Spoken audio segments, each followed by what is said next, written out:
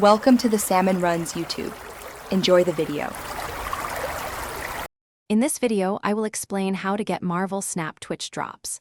It's an easy way to earn fantastic in-game rewards just by watching your favorite streamers.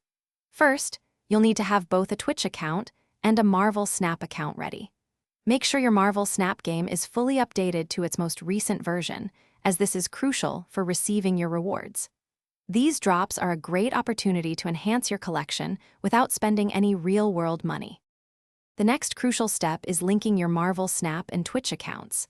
Head over to the official Marvel Snap Twitch Drops website. There, you will log in to your Marvel Snap account. Afterward, you'll be prompted to log into your Twitch account and authorize the connection. A clear confirmation message will then appear, letting you know that your accounts are successfully linked and ready to earn rewards. Now for the fun part, watching streams.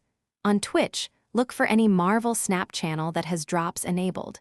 You will typically earn rewards for watching for specific durations, such as 2 hours, 4 hours, and 6 hours.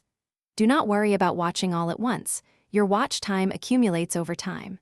You can always check your progress on your Twitch Drops inventory page to see how close you are to your next reward.